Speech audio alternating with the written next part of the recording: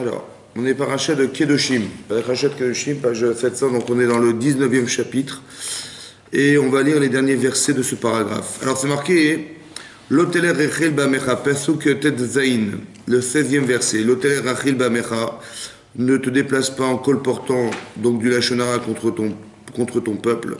L'Otaramod Adamreacha, ne reste pas indifférent devant la mort, sur le sang de ton frère, devant la mort de ton frère. Si tu vois quelqu'un qui se noie et que tu peux le sauver, tu le laisses mourir, c'est un lave de la Torah. Ouais, de rester indifférent et de ne pas sauver les gens qui sont en danger. Ani Hachem, je suis Hachem. L'Otisnaït Achecha Bivavecha, n'aille pas ton frère dans ton cœur. Ça veut dire qu'en général, on transgresse la Torah lorsqu'on fait un acte. Ça va? La Torah répertorie les Averot dans des actes. Mais là, il y a une Avera. Celle de penser, d'avoir de la haine dans son cœur, c'est une Avera. Ouais? D'haïr les gens dans son cœur sans avoir aucune action, il n'y a rien qui se passe, rien, c'est un sentiment. Oui, Bilvavecha. Là, déjà, il y a un issour de haïr les gens. On ne parle pas, la haine, elle n'est pas sur l'instant T où la personne était haineuse, mais après que ça soit calmé, il continue à haïr la personne. Ouais? Et cette haine-là, elle est interdite après la Torah. Il y a une mitzvah de faire Torah, de faire reproche aux gens ouais, qui font des averot, qui ne font pas de mitzvot. Il y a une mitzvah de faire reproche. Donc reprocher, tu reprocheras et t'habiteras à ton peuple, mais l'autre il la frette. Par contre, ne reporte pas la faute, ça veut dire, ne reporte pas la faute, Rashi explique, ne fais pas ça barabim, fais ça en public. Ça va? Tu fais reproche, n'utilise pas le rabim, le public contre lui pour lui faire la honte de sa vie, et de dire soi-disant, oh, c'est mieux comme ça, vous allez voir s'il va se sentir mieux après. Ça va? Donc on n'a pas le droit de faire de reproche. Pourquoi? Parce que il y a souvent des gens qui vont dire, écoutez, moi j'ai mis le paquet, voilà, je lui ai dit tout ce que je pensais, et je lui ai fait un bizayon de Bar Hashem, comme il faut, j'ai bien tapé dessus, pour comme ça il va faire tchouva, il va comprendre. Bon, il fera pas de tchouva, je vous rassure. Pourquoi? Parce que la honte qu'il a, c'est qu'il y a deux formes de honte. Il faut organiser la honte qui vient de soi. Oui, mais pas une honte qui vient des autres.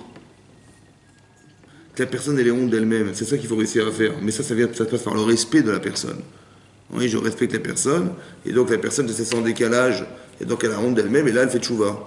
Mais d'arriver à lui faire honte à cause des autres, en disant, mais soi-disant, si déjà quand il a honte de lui, il fait tchouva, alors quand il a honte avec les autres en face, qui le regardent, et il est en porte-à-faux avec ce qu'il a fait, parce que les gens le regardent, à fortiori il fait tchouva, il fera jamais tchouva. Ça veut dire qu'il va carrément avoir de la haine, justement, contre celui qui l'a provoqué cette honte négative. Vous voyez, il y a une honte qui est négative, parce que cette honte-là, elle enferme les personnes. Oui, dans un sentiment de haine, dans un sentiment de vengeance, dans un sentiment de ne pas être respecté. Cette honte-là, elle est assoura. Elle est interdite. Oui. L'autre, Isnaït Achabevecha. Ouais, donc après, tu vas essayer de faire reproche à la personne, mais attention de ne pas faire reproche qui amène à une honte, qui soit une honte négative, assour. D'accord? Ensuite, c'est marqué Lotikom velotitor. Lotikom n'est pas de rancune, n'est pas de vengeance ni de rancune. Oui? Ça veut dire l'exemple le plus simple que dit Rachid, c'est d'expliquer, la Gemara dit là-bas, que si quelqu'un il vient vous demande quelque chose, ouais, vous demandez quelque chose à quelqu'un, il dit là, tu dis tiens prête-moi, prête-moi ta voiture, il dit non, je te prête pas, ok. Et après la personne à qui vous avez demandé la voiture, il vient vous demander, je sais pas moi, votre torche pour voir dans le soir à la nuit, et vous dit tu vois, je te la prête pas ma torche parce que tu vas pas prêter la voiture. Ouais, ça sauve la Torah, ça. Ouais, c'est l'otikom, c'est se venger. C'est bon?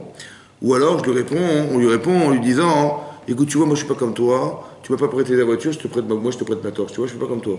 C'est-à-dire, j'ai encore de la rancune vis-à-vis de lui. Ouais, ça aussi interdit d'après la Torah. Ça va? L'otikom velotitor, ça veut dire de ne pas se venger en soi-disant ne prêtant pas comme il a prêté, ou alors de ne pas avoir de rancune que finalement je te donne, mais tu vois, je ne suis pas comme toi. J'ai gardé quand même rancune vis-à-vis de ce que tu m'as fait. Et ça, c'est interdit après la Torah. Ok? Ça veut dire qu'on est dans l'ouverture maximale. Après, il faut comprendre comment on s'en sort de ces problèmes-là. Ouais? Comment on ne peut pas tenir rancune et avoir de la vengeance. Lotikov et lotitor. Et béné amecha, des enfants de ton peuple. Ve'aftal ereacha kamocha. Ani Hashem. Tu aimeras ton prochain comme toi-même, je suis Dieu. Bon. En vérité, je vous ai cité quelques interdits. Bon, mais il y a beaucoup d'interdits. Et c'est un problème, il faut comprendre pourquoi la Torah elle énumère tellement d'interdictions. Fais pas ça, fais pas ça, fais pas ça, fais pas ça, fais pas ça, pour finalement me dire, eh ben il faut aimer ton prochain comme toi-même. Oui, c'était pas plus simple de dire il faut aimer ton prochain comme toi-même. Bah, si tu l'aimes, tu vas te venger, tu vas avoir la rancune, tu vas lui haïr, tu vas faire tout ça. Non, Donc c'était beaucoup plus simple de dire aime ton prochain comme toi-même, et ça aurait solutionné tous les problèmes d'interdiction de ne pas faire. Oui. Pourquoi la Torah énumère tous ces interdits? Hein? On comprenne mieux. Comprenne quoi? On comprenne quoi? Qu'est-ce qu'on a mieux compris? C'est compliqué les notions. Ah, c'est vrai, c'est compliqué. C'est vrai. C'est vrai. Mais en quoi ça nous aide? J'ai pas le droit d'avoir de la rancune, d'avoir de la haine, d'avoir de la vengeance. Maintenant, en quoi ça m'aide à aimer les gens, ça? Il ne faut pas que j'ai de la rancune, il ne faut pas que j'ai de la haine, il ne faut pas que j'ai machin. J'ai compris, mais est-ce que ça va m'aider à mieux aimer les gens? Hein? Et ça veut dire quoi, aimer les gens? Respecter. Il y a kaved. Respecter, il y a des mots. Il a marqué Ve'ahavta l'ereacha kamocha. Bon, est-ce qu'on peut aimer comme soi-même? Et combien il faut aimer pour aimer comme soi-même? Hein? Bon. Maintenant, la Gemara, il y a une Gemara qu'on avait déjà cité, la Gemara dans Shabbat. Il y a une Gemara dans Shabbat, la flamme d'Aleph. La Gemara, elle raconte l'histoire d'un guerre, quelqu'un qui voulait se convertir au judaïsme et qui est venu voir Hillel. Ça va? À la yeshiva de Hillel. Il était rencontré le Rav Hillel, à Zaken. Il a dit écoute, regarde, je veux me convertir au judaïsme, mais j'ai pas le temps. Ça va si tu as. Il faut vite, parce que là je me tiens sur un pied, voilà, je vais tomber, je suis en déséquilibre, je me tiens sur un pied, al regel echad. Sur un pied, il a dit dis-moi, enseigne-moi la Torah vite fait sur un pied. Bon, il a dit écoute mon cher, il a dit voilà, machesanecha, ce que tu haïs, ce que tu supportes pas pour toi-même, lechavrecha, à ton prochain, l'ota'avid, ne le fais pas. Machesanecha, lechavrecha l'ota'avid. Zeklal gadol batorah, ça c'est la règle de la Torah. Ça. Mais tout le reste de la Torah, c'est des pirouchim, c'est des explications de ce principe. Ça va? Il y a un axiome essentiel dans la Torah, c'est de ne pas faire aux autres ce que tu n'aimerais pas qu'on te fasse. T'as compris ça? Ça c'est le klal gadol batorah. Après tout le reste, c'est juste pour expliquer ce principe. Ok? Alors c'est étonnant que Hillel, il est dit de façon négative, ce que la Torah elle écrit de façon positive. Ce qui est marqué Ve'aftal Rakomra, Rashi ramène, c'est ce qu'a dit Rabbi Akiva. Regardez la dernière ligne de Rashi. Dernière ligne de Rashi, colonne de gauche. Rashi dit Ve'aftal Rakomra, Amar Rabbi Akiva, Zeklal Gadol Batorah. C'est la règle essentielle de la Torah. Ça va? Donc il a dit, Rabbi Akiva, c'est le Klal Gadol, ça. Mais il est avant lui, il avait dit que ce que tu supportes pas pour toi, le fais pas aux autres. Il a dit la même chose à l'envers. C'est-à-dire il a mis la même chose de façon négative. Pourquoi faire? Pourquoi il n'a pas dit, je vais dire un grand principe, ouais, il faut aimer ton prochain comme toi-même. Pourquoi il a dit de façon négative? Qu'est-ce qu'il a besoin de dire, de négativer ce que la Torah positive? Hein? Observer quoi? Pourquoi faire? J'ai compris ça, mais on t'a pas demandé, on n'a pas demandé de savoir ce que t'aimes pas. On t'a demandé d'aimer les autres. Oui? On t'a pas demandé de définir qu'est-ce que tu supportes pas. On t'a demandé de définir qu'est-ce que tu peux donner aux autres. Oui? Après, il a dit ça de façon négative.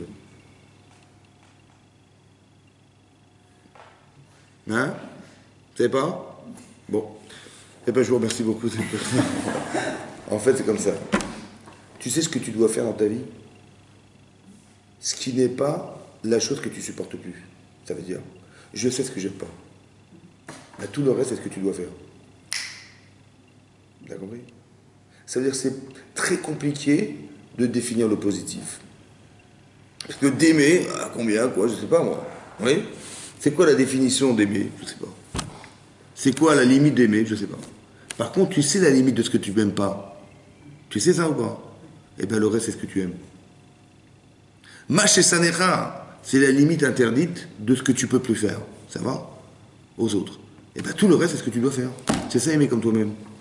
C'est-à-dire que la limite de ce que tu dois faire, elle se limite à ce qu'on t'interdit. Comme si il fallait comprendre la chose suivante.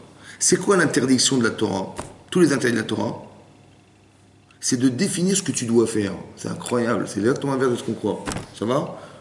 On dit ne fais pas ça, ne fais pas ça, ne fais pas ça, ne fais pas ça. J'ai compris. Donc, c'est-à-dire que si j'aime la personne, je ne vais pas la haïr, je vais pas lui payer son salaire en retard, je ne vais pas lui faire un mauvais jugement, je vais pas lui... On est d'accord si tu l'aimes. Donc, c'est ça qu'on voulait définir. C'est là que tu sais si tu l'aimes ou pas. Parce que si tu te venges, c'est que tu l'aimes pas. Si tu haïs, c'est que tu l'aimes pas. Si tu as de la rancune, c'est que tu l'aimes pas. En vérité, ce que tu sais de ce que tu n'aimes pas, ça va définir ce que tu dois aimer. c'est la limite de ce que tu ne peux pas franchir dans ta vie. Vous avez compris ça? L'interdiction, c'est la limite de ce que tu ne peux pas franchir. Tu ne peux pas enfreindre cette limite-là. Donc tout ce qui est en dehors de cette limite, c'est ce que tu dois faire. Tu dois t'épanouir dans quelle limite? Par rapport à la limite de l'interdiction. Tous les interdits de la Torah, ce n'est pas pour nous traumatiser, c'est simplement nous définir là où tu ne peux pas te déplacer. Mais tout le reste, c'est ce que tu dois faire. Vous avez compris? Alors que nous, qu'est-ce qu'on fait toute la journée? On est traumatisé par l'interdit. Ah, il faut faire attention de ne pas faire ça. Ah, t'as pas compris. On t'a pas demandé de t'angoisser dans ce que tu ne peux pas faire. On t'a demandé simplement de savoir la limite de ce que tu ne peux pas. Mais il faut t'épanouir dans l'intérieur de tes limites. Il ne faut pas que tu mettes la main dans la poche des autres. Ok, donc qu'est-ce que tu veux faire dans la vie? Épanouis-toi sans arriver à mettre ta main dans la poche des autres. Ça va? C'est tout. Donc c'est-à-dire que l'interdiction est une frontière qui délimite ce que tu peux faire. Parce que là, tu ne peux pas faire. C'est ça qu'il faut comprendre. Pour ça, la Torah énumère tout ça, et en fin de compte, elle dit, tu aimeras ton prochain comme toi-même. C'est pour dire, il faut que tu comprennes un jour que tu dois aimer. Mais alors, comment ça se définit? Alors, de façon positive, j'ai du mal à te l'expliquer. Mais négatif, tu comprends. Tu sais que tu ne supporteras pas cette chose. C'est ça. Et bien, tout ce qui n'est pas ça, c'est ça aimer. C'est ça aimer. Tout ce qui n'est pas dans le sens de... Ouais, c'est ça aimer. Il faut que tu arrives à le faire comme toi-même. Ça va? Comme si c'était pour toi. C'est intéressant ça aussi. Ça veut dire, qu'est-ce que tu aurais voulu recevoir?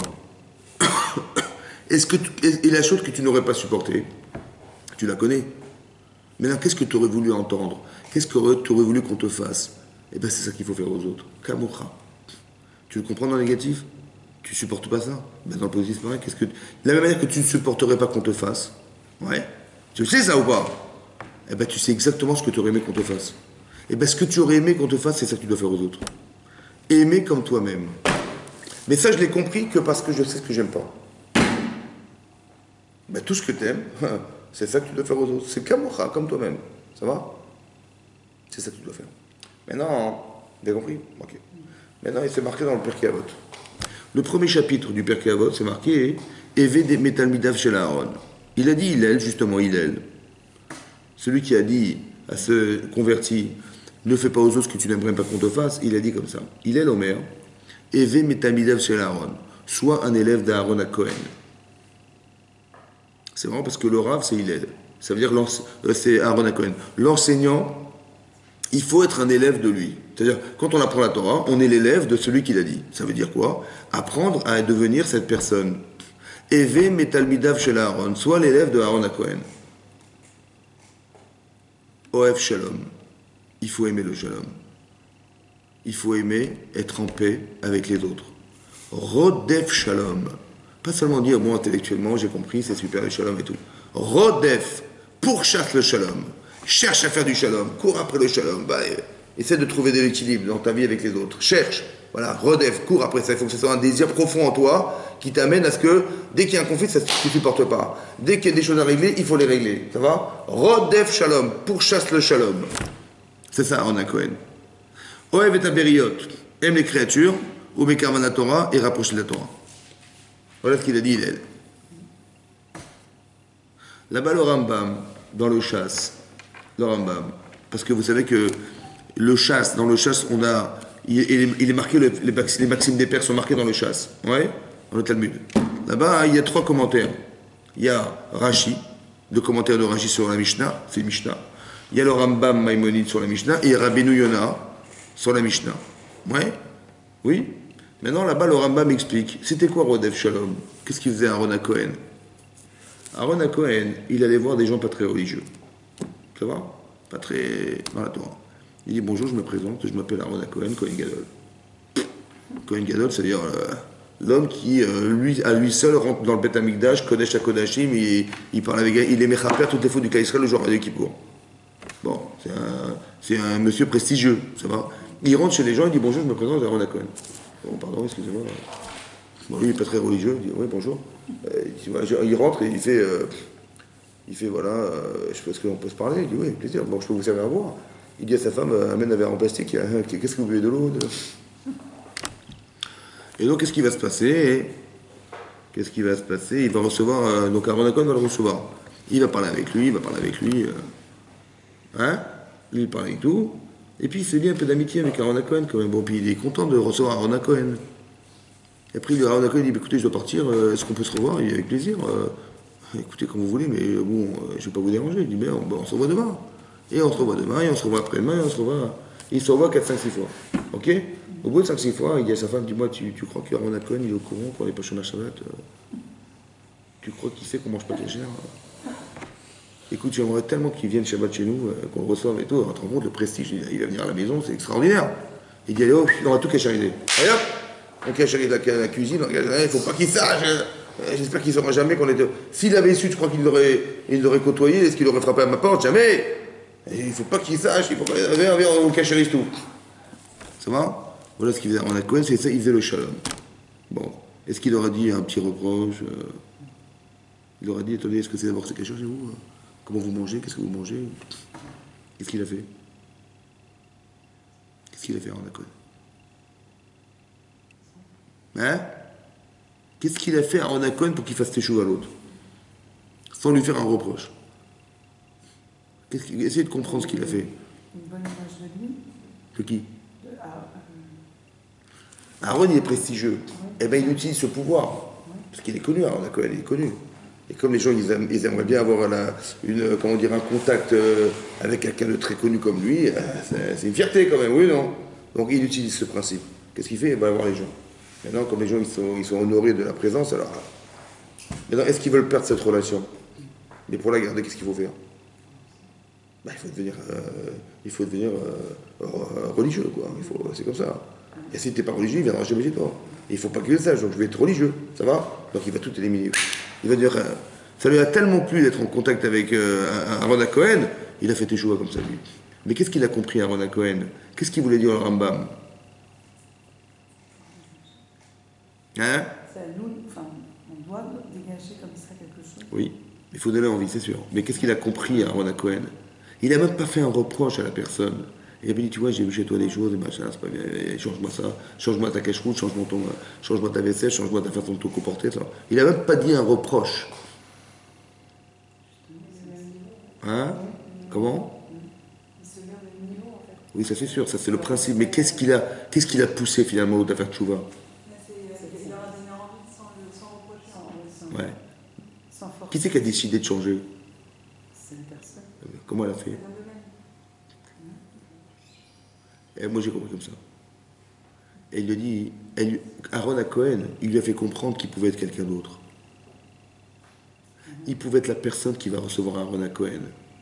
Vous avez compris ce qu'il a fait? Il lui a donné envie de recevoir Aaron Cohen. Parce que la proximité qu'il a avec cet homme, elle est extraordinaire. Si j'arrive à la maintenir, c'est super ou pas? J'ai envie de le ressembler. J'ai envie de le recevoir. J'ai envie de garder ce contact. Mais ça peut pas se faire si tu n'es pas chômeur Shabbat. Ça peut pas se faire si, tu n'es pas cachère, parce qu'il ne viendra jamais chez toi. Et s'il l'avait su, tu te rends compte, peut-être qu'il t'aurait même pas vu, il t'aurait même pas regardé, il t'aurait même pas remarqué. Eh ben, il vaut mieux que ça reste comme ça, hein. Vous avez compris ce qui se passe? Ça veut dire qu'il a réussi à Aaron Cohen, par le simple contact qu'il a eu avec lui, d'arriver à lui mettre dans la tête l'image et l'idée qu'il peut être quelqu'un d'autre. La personne qui peut recevoir Aaron Cohen. Vous avez compris ce qu'il a réussi à faire? Ça veut dire d'apprendre aux gens à être d'autres personnes, d'être mieux, d'être quelqu'un d'autre. Et maintenant qu'il se sent en porte-à-faux avec lui-même, parce qu'il sait qu'il n'est pas cet homme, il aspire à l'être, mais il ne l'est pas. Comment il va faire? Il faut éliminer tout ce qui m'empêche d'arriver à atteindre cette personne. Vous avez compris ce qui se passe? Ça veut dire que le contraste qu'il a réussi à créer chez lui, entre la personne qu'il aspire à être et la personne qu'il sait être, ça suffit pour faire des choix. Vous avez compris? C'est ça, faire le shalom. C'est pas régler les gens. Pas dire, tu écoute, viens, je vais te sonder, je vais voir comment tu lui parles, comment tu réagis, comment tu... Ça va? Non, pas du tout. Simplement de l'amener à avoir une vraie image positive de soi. Et le positif, il efface le négatif. Et donc il se sent tellement bien dans cette situation qu'il n'a pas envie d'entamer. Et donc il va forcément éliminer tout ce qui ne va pas. Vous avez compris ou pas? On n'a pas besoin de dire aux gens ce qui ne va pas. On a simplement besoin de leur faire prendre conscience de ce qui est bien.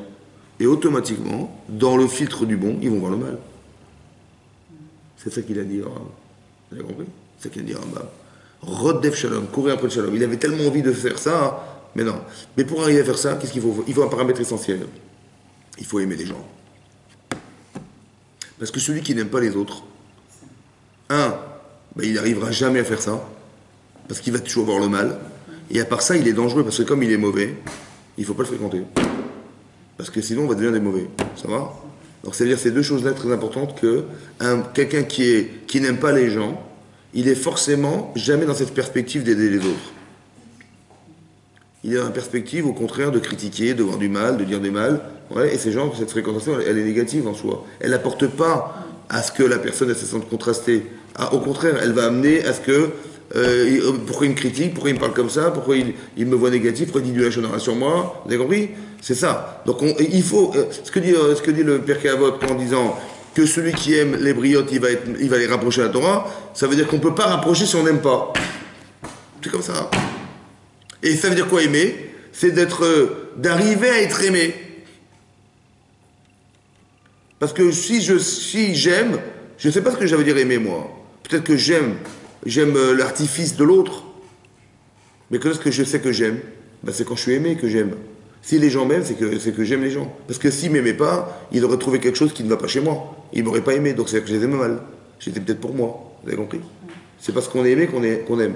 Donc ça veut dire que d'aimer pour rapprocher les autres, c'est essentiel dans la Torah. C'est ça qui est marqué. Ohev et Aberiot. Et c'est quoi le klal gadol batorah? C'est des hartel et chakamocha. Tu aimeras ton prochain comme toi-même. Très important. Maintenant, on va essayer de définir ensemble qu'est-ce que ça veut dire aimer. Alors, on va trouver plusieurs exemples dans la Torah. Regardez, ouvrez avec moi la paracha de Vaïra. Ok? Paracha de Vaïra, c'est marqué comme ça. Quand Hachem a demandé quand Sarah, elle a dit à Abraham de chasser Agar. Vous vous rappelez ce passage? Hein? Est-ce que vous en rappelez? Quand Sarah, elle a dit à Abraham, quand elle a vu que Ishmaël il tournait mal, il était Messachek, il jouait. Rachid dit c'est quoi Messachek qui s'amusait? Rachid explique que il faisait Avodah Zara, c'était un jeu. Avodah Zara, c'est qu'il était idolâtre. Shfichut Damim, il voulait tuer son frère Yitzhak, à coup de flèche. Il s'amuse, il dit ouais, je m'amuse, il s'amuse. Ouais, il tire sur lui. Ou alors, il avait des mœurs légères. Quand Sarah elle a vu ça, elle a dit oh là là, c'est dangereux. Et donc elle a voulu que cet enfant il quitte la maison. Mais est-ce que lui peut quitter la maison sans sa mère? Non. Donc elle a dit à son mari, Garesh et Ta'amazot. Sépare-toi de cette femme. Mais non, ça n'a pas plu à Abraham. Il s'est mis en colère contre elle, donc il est un peu fâché, quoi. C'est bon? Il s'est fâché. Et donc, qu'est-ce qu'il a fait? Ouais. Et donc, qu'est-ce qui s'est passé? Qu'est-ce qui s'est passé? Alors, il faut que je retrouve le pasouk. Ouais. Qu'est-ce qui s'est passé? Abraham, Hachem a dit à Abraham, écoute la voix de ta femme. Donc, il a accepté de la faire séparer. Mais qu'est-ce qui est marqué là-bas? Alors, je vais retrouver le pasouk. Alors, c'est où ça?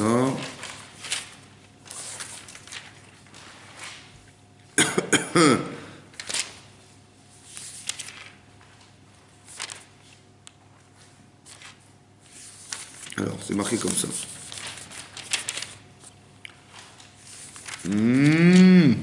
Alors, voilà. C'est comme ça. Voilà. Voilà, c'est marqué, regardez, page 102. Page 102. Vous avez trouvé? Page 102, vous avez trouvé? Pasuk Yud Dalet. Donc on est dans le 21e chapitre, le 14e verset. C'est marqué Vayeshkem Avram Baboker. Il se levait tôt le matin, Abraham.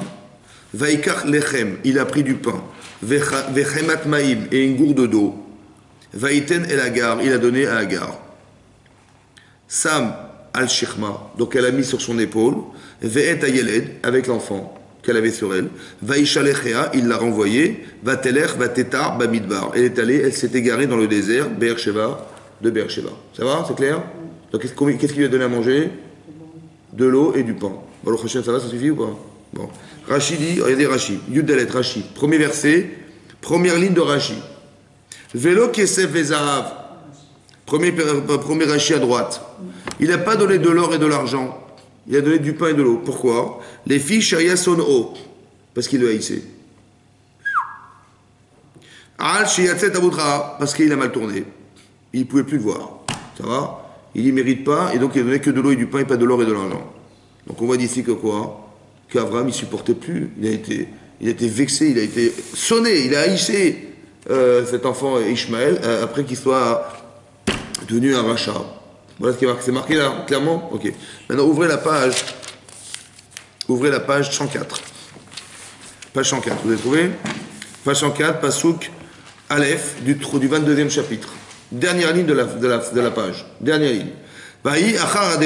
Voici après ces paroles, Elohim dit à Abraham, Hachem a éprouvé Abraham. Vayomer Elav, il lui a dit Abraham, Vayomer Ineni, me voici. Vayomer Karta et Bidcha, il lui a dit prends ton fils, je t'en prie, et Yechitra unique, et Asher Avta que tu aimes, et Israq. Alors là-bas, oui, regardez Rashi, troisième ligne de Rashi. Vous avez trouvé la troisième ligne de Rashi? À droite, Et Bincha, en gras, c'est marqué Et Bincha en gras. Troisième ligne. Amarlo, Shne Bani Meshli. Il dit prends ton fils. De quel? J'en ai deux. J'ai Ishmaël et j'ai Yitzhak. Amarlo et Yichitra, ton unique. Il dit unique. Amarlo, Heze Yachid Leimo, Veze Yachid Leimo. Il est chacun unique par rapport à sa mère. Bah, Yitzhak, il est unique parce que sa mère, c'est Sarah. Et l'autre, il est unique parce que sa mère, c'est Agar. Ils sont chacun uniques. Il a dit Amarlo et Asher Avta que tu aimes. Il dit Amarlo, Shne Bani Oev. Les deux, je les aime. Il a dit alors Yitzhak. Il les aime les deux ou pas? On vient de dire qu'il y a 5 minutes, on a dit qu'il le haïssait. C'est pour ça qu'il a donné que du pain et de l'eau. Alors, est-ce qu'on peut aimer les gens qu'on haït? Et si on haït quelqu'un, est-ce qu'on peut l'aimer? Hein? Oui. Mais comment c'est possible? Comment on peut aimer quelqu'un qu'on haït? On peut haïr que quelqu'un qu'on aime. Hein? On peut haïr que quelqu'un qu'on aime. Oui, mais maintenant qu'on le haït, est-ce qu'on peut l'aimer? Là, on n'a pas. Est-ce qu'il a fait tchouva entre-temps, Ishmaël? Non. C'est marqué plus tard que quand Abraham va décéder, ils vont l'enterrer tous les deux. C'est là qu'on apprend qu'Ishmaël fait tchouva. Donc il a fait tchouva à la fin en enterrant Abraham. Donc là, il n'a pas fait tchouva, il est encore vivant, Abraham. Donc ça veut dire quoi? Qu'est-ce qui s'est passé pour qu'il l'aime? On voit en vérité que ces deux sentiments ne sont pas contradictoires. On peut haïr les gens et on peut les aimer. Comment c'est possible? Comment vous comprenez ça, vous? On peut aller dans son comportement et pas la personne elle-même. Razak. Donc qu'est-ce que je ne supporte pas chez lui? Mais tu supportes quoi? Pas, c'est quoi le comportement? Ouais, j'ai compris, mais ça veut dire quoi? C'est dû à quoi le comportement? Pourquoi il se comporte mal? Midot ou bien sa façon de penser? Oui, non. Oui, non. Donc qu'est-ce que je supporte pas en fait? Lui, je l'adore, mais c'est sa façon de penser que je supporte pas. Ça va? Donc, mais si je ne supporte pas la personne, est-ce que je peux l'aider? Mais si je l'aime, est-ce que je peux l'aider? C'est ça qu'il faut faire. Il faut aimer la personne jusqu'à se débarrasser de ce qui ne va pas chez elle, par amour pour elle. Vous avez compris le problème? C'est pas contradictoire. Le problème, c'est que nous, on fait l'amalgame. On dit, cette personne, je ne peux pas la supporter. Mais c'est pas la personne qui a un problème. C'est ce qu'elle pense qui a un problème. Vous avez compris ou pas? C'est du lait. C'est comme ça qu'on raisonne. Ouais. C'est comme ça qu'on arrive à comprendre qu'il n'y a pas de contradiction. C'est parce que, et même l'inverse, je vous dis l'inverse. Est-ce qu'Aaron Cohen, quand il a été voir ce monsieur-là, est-ce qu'il l'aimait ou pas? Mettez-vous à la place d'Aaron Cohen. Aaron Cohen, c'est un religieux de religieux. Hein. C'est-à-dire, il rentre dans le Kodesh HaKodashim avec Hachem, il se déconcentre. S'il déconcentre, il est là. C'est-à-dire qu'il a une attache d'Ashkadosh Baruch Hu, il a un amour de la Torah énorme, oui non. Mais comment il peut supporter quelqu'un qui n'est pas Shomer Shabbat? C'est dur ou pas? Nous, on a compris nous, on a vu par rapport à celui qui n'est pas. Il dit, ah ben, je suis content, il s'occupe de moi, il s'intéresse à moi, c'est super. Mais Aaron Cohen, comment il a pu l'aimer? Avec tout ce qu'il voit de contraire à la Torah, c'est insupportable pour lui. C'est très dur d'être, comment vous dire, c'est très très difficile d'avoir une forme de véracité dans la Torah et de supporter les gens qui ne sont pas comme ça. Oui, non. Alors comment on fait?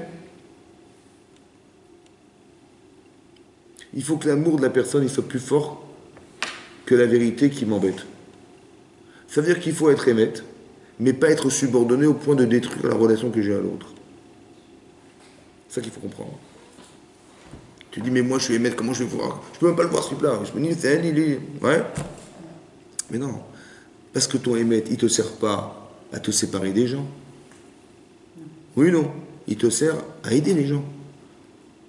Jamais, jamais la Torah, elle a été donnée pour que tu te sépares des autres. Tu dis, ouais, mais je peux plus le voir. Comment il peut être. Il n'est pas Shomer Shabbat, mais c'est quoi ce rachat? Vous avez compris ce qui se passe? Non. Si toi t'aimes la Torah, il faut que tu l'aimes. Il faut que tu aides les autres à aimer la Torah aussi. Oui? Qu'est-ce que tu penses qu'il pense de toi, Hachem? Qu'est-ce qu'il attend de toi, Hachem? Oui? Ben, il attend de toi pas que tu aides les gens.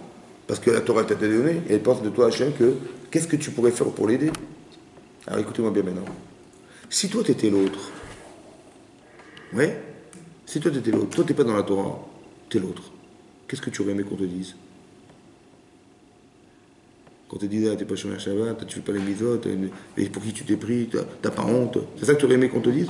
Ou tu aurais aimé qu'on t'aide? Maché sanecha le chavra toavid. Ce que tu ne portes pas, ne dis pas aux autres. C'est ça, aimer les autres. Vous avez compris? Ça veut dire que tu sais ce que tu vas lui dire? Tu vas lui dire ce qu'il aurait voulu entendre. Pas de ce qu'il aurait jamais voulu entendre de toi.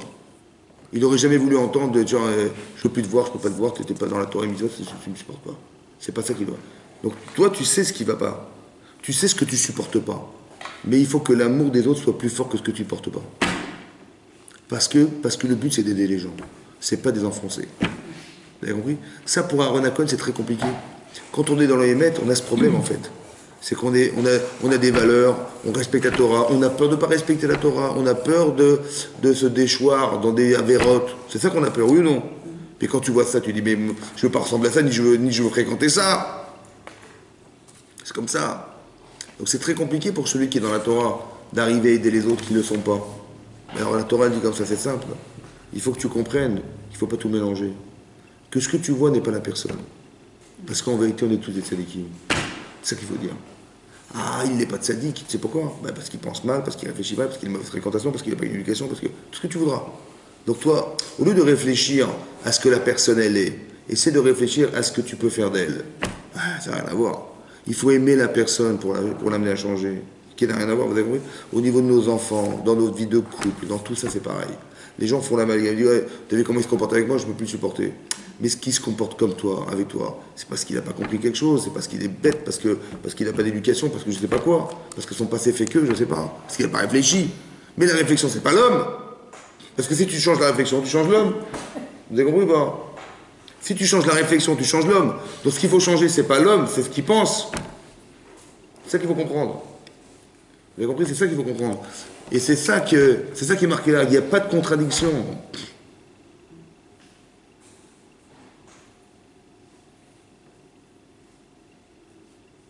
Par exemple, dans la paracha, au début de la paracha de Vaïra.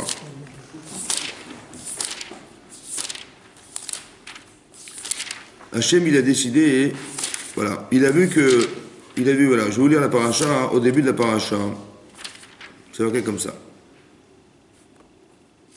Quand les anges sont venus voir Abraham pour lui annoncer qu'il aurait un enfant, ils sont aussi venus lui annoncer qu'on allait détruire cette ville de Sédom, qui était une contrée, il y avait Sédom et Amora, c'était deux grandes régions d'Israël, d'accord, deux contrées très riches. Et qu'est-ce qui s'est passé là-bas? Les anges donc se sont tournés vers cet endroit. Et il a dit comme ça. Regardez, je vous lis le pasouk. Donc on est page 84. Page 84. Donc on est dans le 18e chapitre de la paracha de Vaïra. Et on est pasouk Tetzaïn, le 16e verset. Ça va? Vous avez trouvé? Le 16e verset. Vayakumu misham anashim. Ils se sont levés là-bas les hommes. On parle des anges. Vayashkifu al pene Sédom, ils ont scruté la face de Sédom. Et Abraham était avec eux les accompagnants. Ok, donc il les suivait, ces hommes qui étaient des anges. Et Hachem a dit, est-ce que je vais cacher à Abraham ce que je vais faire? Est-ce que je vais cacher à Abraham ce que je vais faire? Alors qu'Abraham il va devenir une grande nation. Et puissante. Ils vont être bénis par lui toutes les nations de la terre. Ça veut dire que l'homme qui fait vivre le monde entier, c'est qui? Abraham Avinu. Ok? Qui est dative, car je sais de lui. Les man Asher Savet Banav, qui va ordonner à ses enfants, Betoach Harav, et sa famille après lui, Veshamru Derech Hashem. Ils vont suivre le chemin d'Hachem. La Asod, c'est d'accord au Mishpat pour faire la charité et la justice. Les man a vu Hachem et Abraham, et afin que Hachem apporte à Abraham, et Hachem d'Iberelav qui lui a dit de rentrer en Israël un jour. Ça va? Donc je sais qu'il va le faire, voilà. Donc cet homme il est exceptionnel, il est prestigieux. Je vais quand même pas lui cacher à cet homme-là, sur qui le monde repose, que je vais détruire cette ville de Sédom. Vayemer Hachem, Zarakat Sdom Va'amora Kiraba. Il y a des cris là-bas, j'entends des grands cris là-bas, il y a de la souffrance dans cet espace, dans cette contrée là-bas. Kiraba, donc Vechatatam, et leur faute, qui Kavda est pesante. Donc non seulement ils créent de la souffrance, mais ils font des grandes avérotes. Kavda Meod est très pesante. Erdana Vere, je vais descendre et voir. Aketsarakata Abaela, est-ce que c'est le cri que j'entends qui est issu de cet endroit? Veasukala, là, si c'est comme ça, je détruirai, dit Hachem. Vimloïda, sinon je saurai. Voilà ce que dit Hachem. Vaïfnu Misham Anashim, donc ils se sont tournés de là-bas les hommes, on parle des anges. Vaïchous Doma, ils se sont tournés vers Sédom. Vavram, Odomed, Ifne Hachem, alors qu'Avram était encore se tenant devant Hachem, en train de prier Hachem. Et là, il va faire la prière. Bon, comme si que ce qu'avait dit Hachem au départ en disant est-ce que je vais lui cacher à Abraham, c'est une incitation à prier. Bon, vous savez qui sont les habitants de Sédom, et vous savez pourquoi ils pensaient comme ça. Oui, parce que l'Agma dans sa ride explique que Sdom, c'est quoi Sdom? En fait, Sdom, c'était une contrée très très riche. Il y avait de l'or, de l'argent. Et les gens qui habitaient là-bas, ils étaient très très riches, donc ils avaient beaucoup de richesses. Et quand ils ont vu les gens arriver, qui voulaient exploiter cette région et exploiter leur richesse, ils ont fermé les frontières. Personne ne rentre. Et ils ont adopté une politique ou une philosophie un peu spéciale en disant ceux qui ont de l'argent, ils ont de l'argent, mais il ne faut surtout pas partager nos biens. Donc ceux qui n'ont pas d'argent, qui meurent. Voilà, c'est comme ça. C'est-à-dire, ils ont posé le capitalisme maximal jusqu'à ce que les gens riches y vivent et les gens qui sont pauvres, ils meurent. On ne fait pas d'Arknas Atochim, on n'invite pas les gens.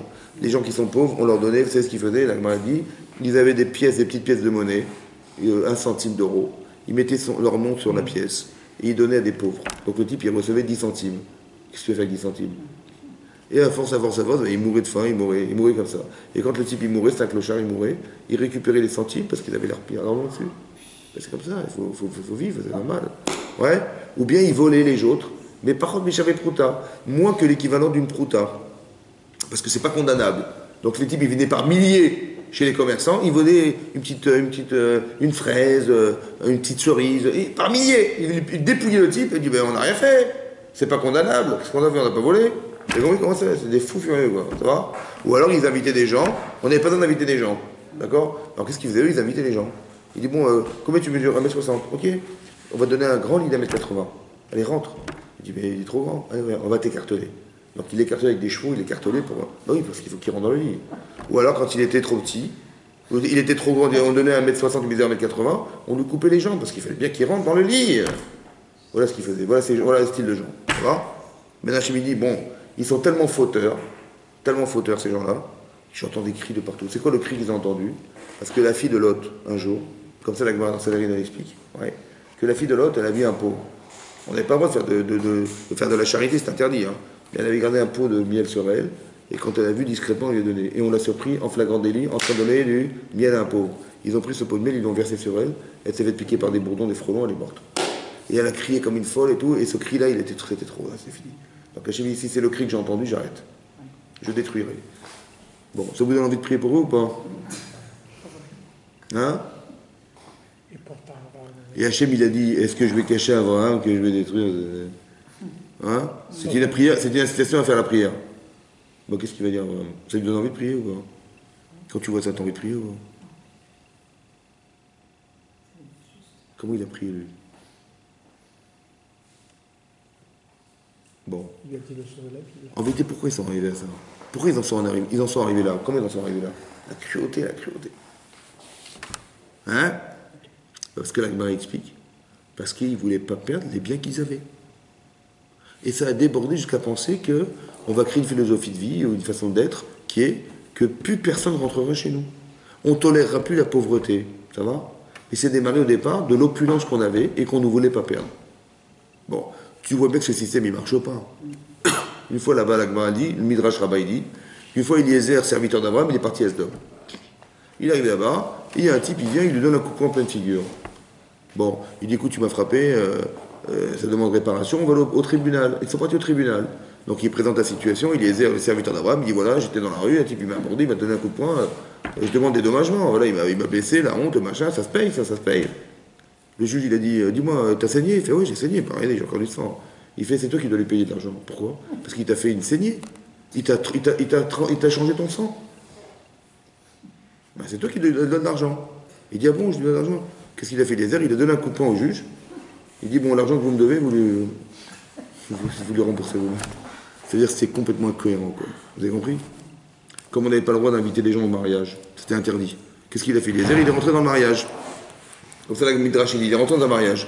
Un type, il dit dis-moi d'où tu viens, toi? Il dit bah, je suis un étranger. Il dit qui t'a invité? Il dit c'est lui là-bas. Et types, ils ont couru là-bas, ils l'ont tué. On n'avait pas le droit d'inviter les gens. Etc. Jusqu'à ce qu'ils soient arrivés, ils n'étaient plus que deux. Pour dire que c'est un système de fou, quoi. Ça veut dire, ils ont compris. Bon, en vérité, qu'est-ce qu'il fallait leur expliquer? Que la façon dont ils ont de penser est fausse. Oui? Alors qu'est-ce qu'il a fait Abraham? Il a dit, peut-être il y a 50 sadikim dans la ville, peut-être il y en a 40, peut-être il y en a 30, peut-être il y en a 10. Pourquoi il a fait ça? Peut-être il y a 10 sadikim, il s'arrête à 10, Rachid explique pourquoi. Pourquoi 10? Parce qu'on a vu que dans l'arche de Noé, il y en avait 8. Ils étaient 4 couples. 4 fois 2, ils étaient 8. Donc ils étaient 8, plus Hachem, ça fait 9. Et il est dit avec 9, on n'a pas sauvé le monde, il y a eu le déluge et tout a été détruit. Donc moins que 10, c'est sûr que ça ne marche pas. Qu'est-ce qui ne marche pas? Moins que 10, ça ne marche pas. Qu'est-ce qui ne marche pas? Qu'est-ce qu'il a manqué?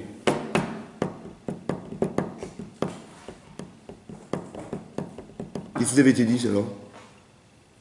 Hein? On aurait fait Kaddish. Et si c'était 10? Hein? Eh bien 10, c'est la force d'influence. Ça veut dire que s'il y avait 10 personnes dans la ville, on aurait pu changer la ville. On aurait changé quoi? On aurait changé la façon de penser. Il dit tiens, c'est bizarre, il y a des gens là-bas dans un collège, dans une yeshiva, dans un truc, ils sont 10. Ils sont dans la Beth-Knesset, ils sont dit, ils étudient la Torah, qu'est-ce qu'ils font là-bas?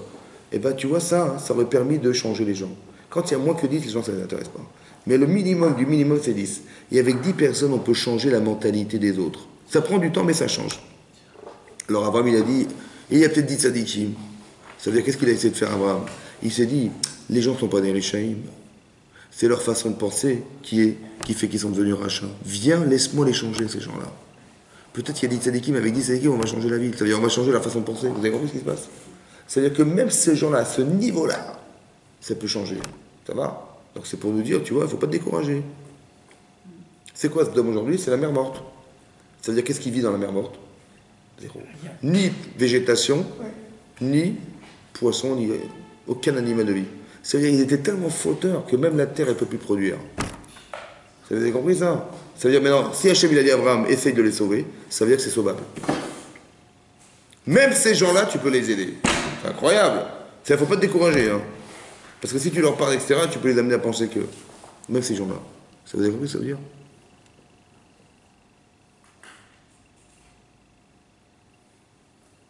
C'est marqué dans le Midrash Rabbah aussi, oui, qu'un jour, il y avait une dispute entre les bergers d'Abraham et les bergers de Lot. Pourquoi ils se disputaient? Rachid explique pourquoi. Vous voyez, les bergers d'Abraham et les bergers de Lot. Parce que Lot, il disait à ses bergers, faites paître vos troupeaux là où vous voulez, tout est à moi, allez-y. Maintenant, Rachid explique là-bas pourquoi il pensait comme ça, Lot. Il leur permettait d'aller prendre dans les champs des autres, alors que Akenéani Asbaretz, alors que la terre appartenait aux Cananéens, donc c'était pas Abraham. Il dit parce que l'autre il a dit comme ça. Abraham, la terre lui a été promise. Bon, Abraham il a une descendance. Il a des enfants, Abraham. Pour l'instant, sa femme était stérile. Il avait des enfants, non? Oui. Donc il a dit finalement qui c'est qui va hériter d'Abraham? Ben, c'est moi. C'est moi l'autre, je suis le neveu. Donc si je vais hériter d'Abraham, donc la terre m'appartiendra. Et ben donc si elle m'appartiendra, donc on y va. Ça veut dire que l'autre, il avait un profil dans son idée de penser que ce qui va revenir à Abraham lui revient puisqu'il n'a pas d'enfant, il est déjà propriétaire. Voilà le style de personne que c'était l'autre. C'est-à-dire propriétaire sans être. Il est déjà dans le futur alors que dans le présent il n'y a rien. Vous avez compris? Il y a des gens comme ça déjà. Les gens ils sont déjà là-bas alors qu'on lui dit mais attends tu rêves? Ben ouais mais c'est bon, ça va arriver, c'est une question de temps. Mais oui mais pour l'instant il n'y a rien. Il est déjà propriétaire d'une terre qui lui appartient pas. Et donc il a ses bergers, allez-y, prenez, servez-vous. Et donc il y a une dispute entre les bergers d'Abraham. Qu'est-ce qu'il a dit à Abraham? Il paraît de Namé Alaï. Sépare-toi de moi. Ouais. Tu iras à droite, à gauche, à droite. Dit le Midrash. que Hachem il s'est mis en colère. Il a dit Abraham il s'entend avec tout le monde, sauf avec son neveu, il s'est mis en colère. Le Rav Dessler, il ramène sur ce midrash, un autre midrash, qui dit que les anges ont accusé Abraham en disant il doit mourir. Parce qu'il s'est séparé de Lot. Et à la base, c'est marqué dans le Midrash, oui, qu'il devait mourir. Et c'est marqué dans le Midrash qu'Hachem, il a refoulé la rigueur des anges qui condamnaient Abraham, et il a récupéré Abraham avec la Midat Arachamim, la miséricorde. Et le Rav Dessler explique que ça veut dire quoi? Qu'il a repoussé l'un, il a récupéré l'autre. Oui? Alors il explique comme ça. En vérité, écoutez-moi bien. Est-ce que c'est par hasard que Lot il s'est retrouvé avec son oncle? Non. C'est Hachem qui a organisé cette rencontre. Il l'a suivi, ok? Mais non. Qui c'est qui avait la solution de Lot? Qui c'est qui pouvait aider Lot à se sortir de ce problème qu'il avait de croire que monsieur il voit dans le futur, il est déjà. Hein? Abraham. Si Abraham il avait trouvé la solution de Lot, il aurait été un autre homme ou pas Abraham? Oui, non. Mais quand il s'en est séparé, cet homme, qu'est-ce qu'il est devenu? C'est Abraham qu'il aurait dû devenir s'il avait solutionné Lot. Où est-ce qu'il est maintenant? Maintenant qu'il s'est séparé, perdu. Cet homme est mort. C'est ce que les anges ont dit. Il doit mourir Abraham. Parce qu'Abraham il doit devenir cet homme, grâce à Lot. Il n'est pas devenu. Il doit mourir. Qu'est-ce qu'il a dit à Hachem? Il a dit non. Je le récupère. Pourquoi? Parce que c'est marqué comme ça. Écoutez-moi bien. Quand Lot a quitté Abraham, tout à coup, Hachem il parle à Abraham. Bizarrement. Et il dit, lève les yeux au ciel, regarde les étoiles, ta descendance elle sera nombreuse comme les étoiles. Rachid dit là-bas que tant qu'Abraham il était en contact de Lot, Hachem ne lui parlait pas. Ça va ou pas? Lech lecha me'artzecha, quitte ce pays, c'est une névoie, c'est une prophétie. Donc Hachem il parle à Abraham. Et tout à coup, dès qu'Alot arrive, dans sa périphérie, Hachem il arrête de parler avec Abraham. Abraham il savait qu'il perdait à être en contact avec Abraham? Il savait ou pas? Est-ce que Abraham il savait qu'il perdait d'être en contact avec Lot? Mais oui, puisqu'il ne parle plus avec Hachem. Il le sait, il a compris que c'est à cause de lui. La preuve, c'est que quand il l'a quitté, tout de suite, Hachem, il revient. Il sait qu'il perd ou pas? Malgré ce qu'il perd, de perdre le contact avec Hachem, il est d'accord d'essayer d'aider Abraham, d'aider Lot? Bien sûr, il a essayé d'aider. Mais quand il a vu qu'il ne pouvait plus rien, il a dit, on se sépare. Il savait qu'il faisait un sacrifice ou pas? Ça veut dire il savait ce qu'il avait à perdre. Il perdait la shrina. Et quand bien même, il a continué à essayer de l'aider. Il a vu qu'il ne pouvait plus, il a dit, on arrête là. Pourquoi il a dit, on arrête là? Alors le Rav Dessler, il explique c'est pourquoi. Parce que le danger des autres, ça veut dire, quand il y a des gens qui ne sont pas fréquentables, au point où la shrina elle s'en va, ça veut dire qu'on a eu surtout peur, non pas qu'Abraham il ait à gagner de l'aider, mais qu'il a à perdre d'être en contact. C'est pour ça qu'Hachem il a refoulé le dîne, il a dit non, il a eu raison de partir, parce que d'un côté il aurait pu gagner d'être un autre homme, c'est vrai, mais ça ne dépend pas de lui, ça dépend de l'autre. Et comme l'autre, il était têtu comme une mule, il voulait rien changer. Alors le fait qu'il existe, c'est un danger pour Abraham. Parce que l'influence que peut avoir l'autre sur lui, elle pouvait détruire l'image ou l'idée ou le nom d'Abraham. Quand on dit éloquer Abraham dans la prière, il faut que c'est Abraham, mais cet Abraham, il va disparaître en contact de l'autre. Parce que l'influence que peut avoir cet homme sur lui, elle peut être négative. Il ne fallait pas que ça dure. Donc Hachem dit, il a eu raison, je l'envoie. Ça va? En tout cas, j'apprends d'ici que quoi? Que si Hachem au départ il s'est mis en colère, ça veut dire que toute personne est réparable. Toute personne est récupérable. Parce que si ce n'était pas possible, Hachem n'aurait pas dû se mettre en colère. Ça veut dire qu'on lui reproche aussi le fait qu'il n'a pas été au bout. Ça va? Ça veut dire qu'il faut trouver des arguments. Mais ça, c'est par amour pour la personne qu'on est capable de le faire. Comme si, d'après cette explication, on pouvait reprocher à Abraham de ne pas assez aimer son neveu. C'est fou, hein? Parce que quand tu aimes les gens, tu vas aller au bout, tu es rodef shalom. Tu cherches le shalom, absolument, tu cours après. Donc, ça ne peut pas se passer autrement. Vous avez compris comment ça se passe? Il faut arriver à ce niveau-là, d'aimer comme soi-même. Ça veut dire d'aimer. Qu'est-ce que tu aurais voulu qu'on se fasse pour toi si tu étais en problématique pareille? Tu aurais aimé qu'on t'aide? Ben vas-y, va au bout alors. Kamocha. Vous avez compris? Tu dois aimer comme tu t'aimes toi-même. Ça veut dire quoi? Qu'est-ce que j'aurais aimé qu'on me fasse? Ben c'est ce que tu aurais aimé qu'on te fasse, c'est ça. Ben vas-y, fais-le. Par amour pour l'autre. Ça va? C'est marqué, vous savez, il y a deux Gemara. Il y a une Gemara dans Sanhedrin, une Gemara dans Sota. Une Gemara dans Sanhedrin, dans le Tzadik la Gemara dit là-bas, hein, il y avait une femme, c'était une princesse, elle s'appelait Timna. Ouais? Achot Lotan Timna, la sœur de Lotan, elle s'appelait Timna. Cette femme, en vérité, elle a voulu se convertir au judaïsme. Elle a été voir Abraham, Israël et Yaakov, ils l'ont refusé. Ils n'ont pas accepté qu'elle se convertisse au judaïsme. parce qu'ils n'ont pas trouvé qu'elle avait sûrement des midotes qui n'étaient pas adéquates à la Torah. Ils ont dit c'est pas possible. Alors qu'on sait pertinemment que Asun et Fashot Becharan, on sait que Abraham et Sarah, ils ont fait des balais de Tchouva à Haran, là où ils étaient avant de venir en Israël. Et Sarah, elle s'occupait des femmes, et Abraham, il s'occupait des hommes. Ils étaient dans une démarche d'amener les gens à la Torah, oui, mais elle non. Ni Abraham il a accepté, ni Israël, ni Yaakov. Qu'est-ce qu'elle a fait, madame? Elle a dit, bon, je ne peux pas rentrer par la grande porte, par le clan Israël directement, par Abraham, Israël, Yaakov, je vais rentrer par la petite. Je vais épouser Eliphaz, qui était le fils d'Esav, qui était le frère de Yaakov. Qu'est-ce qui s'est passé de Gemara? Elle a épousé donc cet homme, et ils ont eu Amalek. Amalek, qui est le persécuteur permanent du clan Israël, où Hachem a dit, tant qu'Amalek est vivant, je ne serai jamais entier, mon Kisa Kavod ne sera jamais entier. Ouais. Pourquoi la Gemara dit, pourquoi il est né Amalek de ce couple? Parce que l'Obba et les Rachaka, ils n'auraient pas dû la repousser aussi violemment. Que Amalek, il est né de la frustration qu'elle a eue d'avoir été refoulée. Vous avez compris ou pas?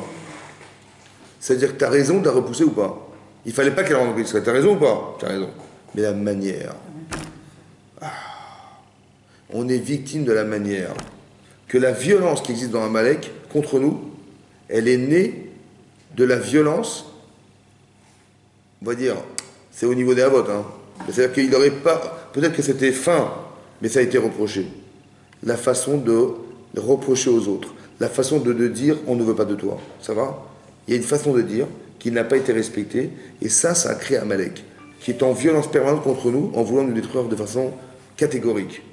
Vous avez compris? Comme si on était rattrapé par nos erreurs, et que la violence qu'on a exprimée contre les autres, elle revient un jour contre nous. Et regardez les morts qu'il y a eu là-dedans, dans Amalek jusqu'à aujourd'hui, c'est là. Vous avez compris? Ça nous tue jusqu'à aujourd'hui. Qu'on n'a pas su s'occuper des gens. On n'a pas su, par amour pour elle, ouais, ok, tu la veux pas, ok, mais c'est parce que tu ne veux pas que l'Oba, il ne fallait pas la repousser comme ça va? Il fallait lui expliquer, je ne sais pas, d'une façon subtile, que c'était pas possible. Mais c'est difficile. Mais c'est incroyable qu'aujourd'hui on est victime de ça.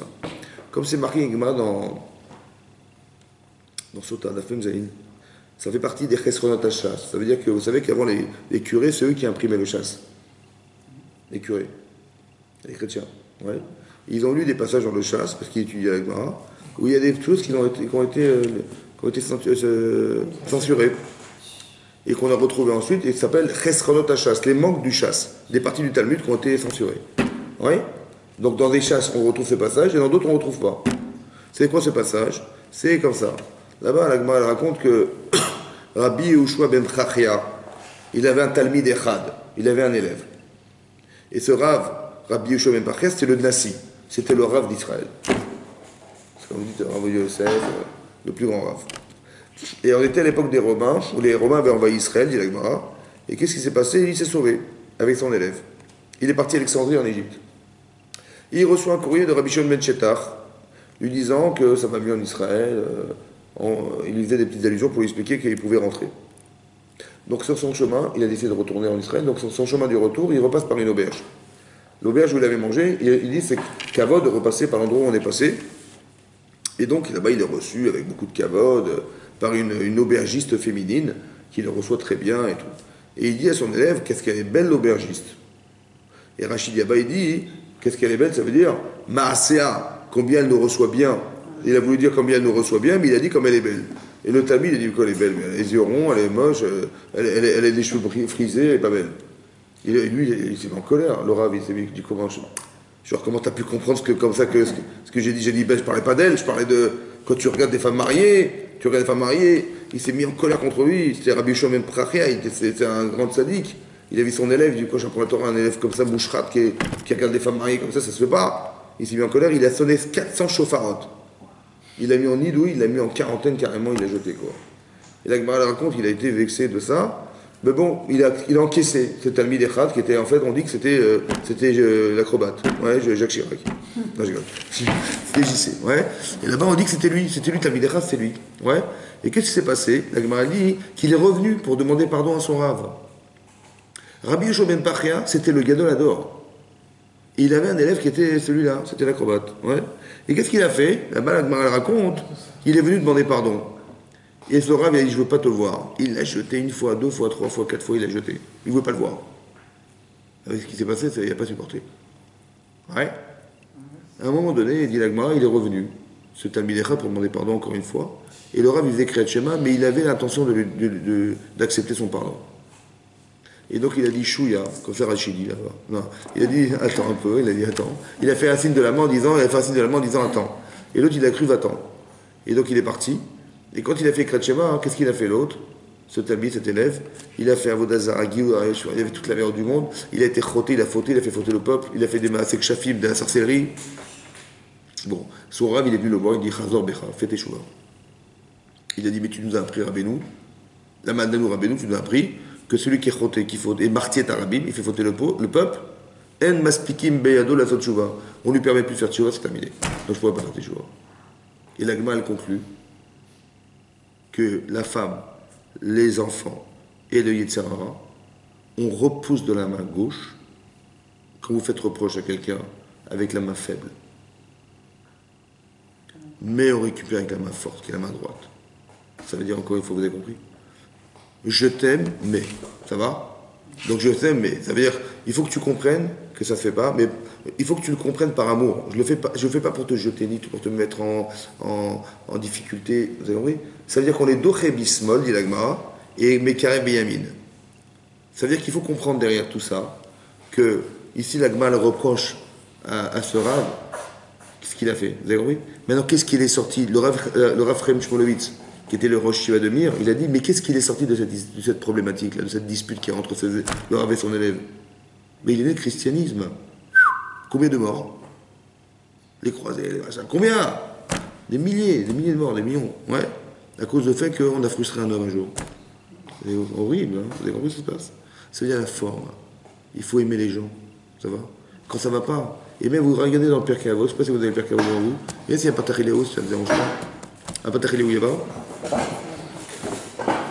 Là-bas, il y a les Pirkei Avot. Ouais. Le premier chapitre qu'on a lu du Pirkei Avot, le premier chapitre qu'on a lu, le premier Pirkei Avot, là-bas, la Mishnah Vav. Frère pour elle, là-bas, merci beaucoup. Mishnah Vav, c'est marqué comme ça. Je vais vous lire ce qui est marqué là-bas. Donc c'est le Pirkei Avot, donc le premier chapitre, et c'est la 6e Mishnah. Yehoshua ben Prachia, ce fameux Rav dont je vous ai parlé dans ce temps, Venita Yarbeli, Kiblou Mehem. Donc Rabbi Yehoshua ben Prachia et Nita Yarbeli, ils ont reçu de Rabbi Yochanan Ish Yerushalayim. Ils ont reçu d'eux, c'était les élèves. Yehoshua ben Prachia, Omer, il a dit Assez lecha Rav, fais-toi un Rav. Kane lecha Chaver, achète-toi un ami. Ve'avedan, et juge. Et kol adam, toute personne, les kavzechut avec indulgence. Et là-bas, on explique qu'à la suite de cette histoire, où son Talmid, là, il est parti en cacahuète, à cause du fait qu'il est repoussé, il dit apprends à juger les gens les kavzechut. Qu'est-ce qu'il voulait le Talmid? Il voulait avoir un Rav. Mais est-ce qu'il voulait un Rav comme ça? Qu'il le jette? Non. Vous avez compris? Il faut aimer comme tu aimes. Ça veut dire quoi? Comme tu t'aimes. Est-ce que tu aurais voulu qu'on te fasse un truc pareil? Non. Est-ce que tu aurais voulu qu'on te juge favorablement? T'as dû être à des femmes, ok. Ben aide-moi à m'en sortir. C'est vrai que j'ai fait une remarque bizarre. Bon, j'ai un problème, il y a Sarah là-dedans. Évite les 15 routes. Peut-être qu'il a un passé, peut-être qu'il a un problème, essaie de l'aider, tu vois. Plutôt que de le jeter avec les deux mains. Essaie de comprendre son problème et de l'aider à s'en sortir par amour pour lui. Et pas de dire s'il est comme ça, c'est avec qui j'apprends la Torah, à qui j'enseigne la Torah. Ça va? Vous avez compris? Ne pas être victime de son émet, c'est très compliqué ça. Parce que quand on est sûr de nos valeurs et qu'on voit une chose comme ça, ça nous éloigne. C'est dur ça, vous avez compris que c'est dur. Surtout plus on est investi, plus c'est dur. Et c'est là qu'on te demande malgré tout de faire abstraction de ce que tu sais pour aider la personne. Parce que Hachem, il attend que ça.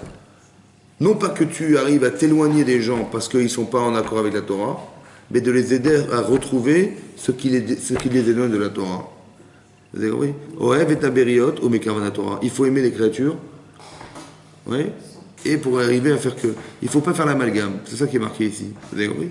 C'est ça qu'il a dit. C'est incroyable. Il a dit Yehoshua ben Prachia, c'est le même Rav. Il a dit Eveda et Kolan Zakazo. Il faut juger les gens favorablement. Ça veut dire, ne regarde pas ce qu'ils font. Ben oui, tu as compris. Mais essaie de comprendre que, essaie d'avoir une attitude favorable. Ça veut dire, essaie de comprendre la logique qui l'a amené à arriver à ça.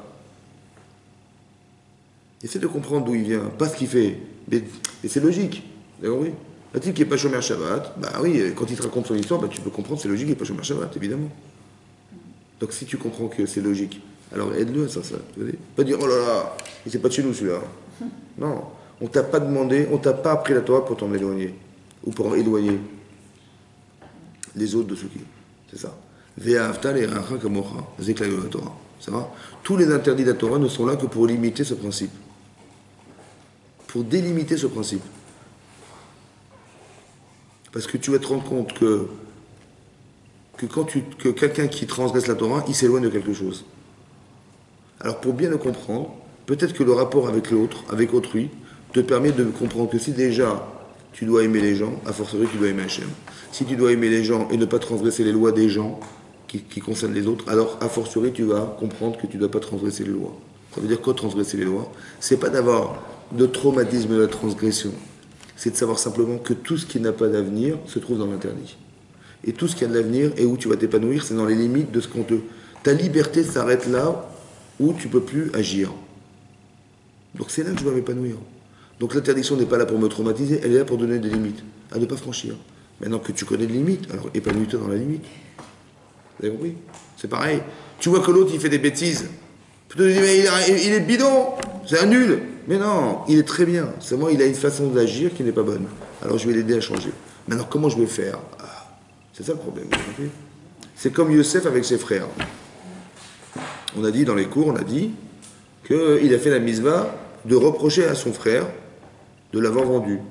C'est une misva ou pas? Fais-lui reproche, mais on ne porte pas la faute. Hein. Attention, on ne fait pas d'avéra. Hein. Qu'est-ce qu'il a fait?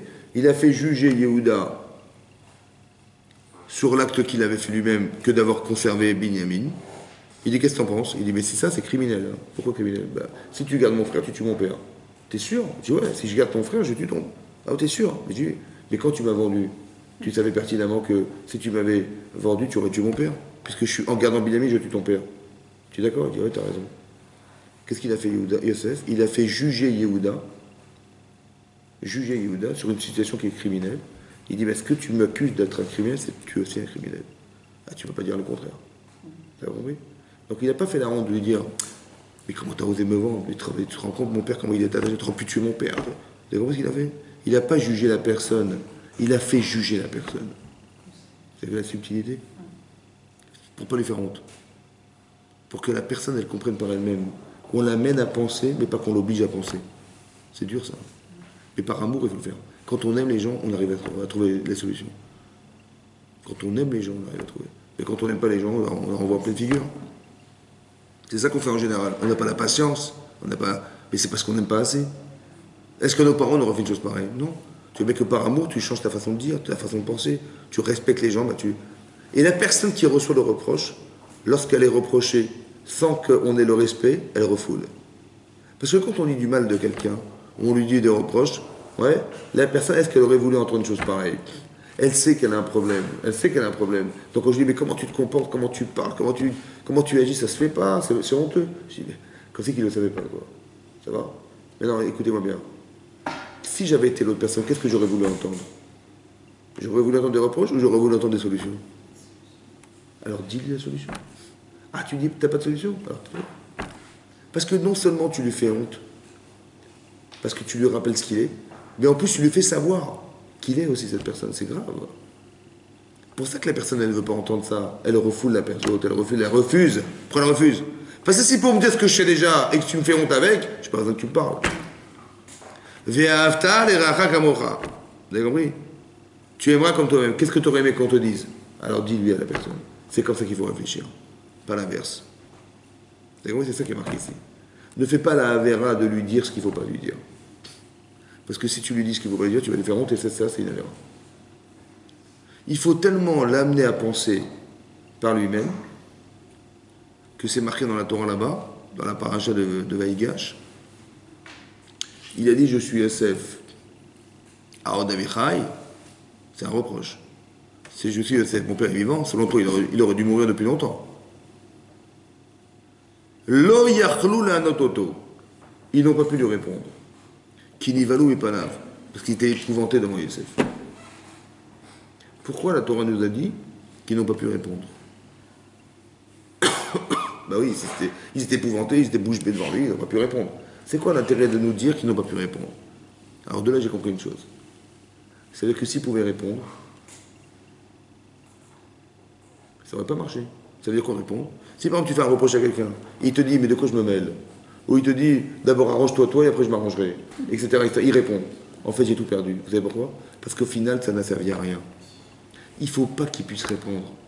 Soit parce qu'il te respecte, parce que tu l'as respecté, il ne va pas répondre. Soit parce que tu l'as amené à juger une chose qui en fait est un reproche parce que lui-même il a jugé que c'était grave. Qu'est-ce qu'il peut répondre? Rien. Il ne faut pas qu'il puisse répondre. Fais très attention qu'il ne faut pas qu'il réponde. Parce que s'il répond, ça veut dire que tu lui as fait honte pour rien. Parce qu'il a répondu, au final ça n'a servi à rien. Vous avez compris ou pas? Ça veut dire qu'il faut avoir l'intelligence émotionnelle, par amour pour lui, ou pour elle, que la personne elle puisse répondre, elle puisse accepter sans répondre. C'est ça qui est marqué dans la Torah. Lo yachlou la'anototo. Ils n'ont pas pu lui répondre, véligalo balav. Parce que s'ils avaient pu répondre, ça aurait été gâché. Donc fais attention quand tu fais reproche. Parce que quand tu fais reproche et que l'autre y répond, c'est que tu n'as pas bien dit, puisqu'il a pu répondre. Il t'a envoyé balader, ou il a refusé ce que tu as dit. Ah, ça veut dire que tu as raté le coche. C'est-à-dire qu'on lui a fait honte sans arriver à l'arranger. Alors que nous, on avait pensé l'arranger. On avait pensé lui dire la vérité, en fait. Il dit, mais voyez comment tu te comportes, ça va pas. Mais c'est pas ça qu'on voulait, on veut pas que tu dises la vérité, on voulait que tu lui trouves des solutions. Vous avez compris la différence? C'est énorme la différence, ça n'a rien à voir. C'est ça qui est marqué. C'est le klal gadol batorah. Parce que si tu comprends ça, tu comprends ce que tu peux faire toi-même, et tu comprends ce que tu peux pas faire toi-même. Et c'est ça le klal gadol batorah. Dorénavant, tu sauras, voilà ce que tu peux faire, voilà ce que tu peux pas faire. Parce que ce que tu vis pour les autres, essaie de le comprendre pour toi-même. Comme pour toi-même. Vous avez compris? C'est ça la clé. Voilà. Chazak ou Baruch. Chazak.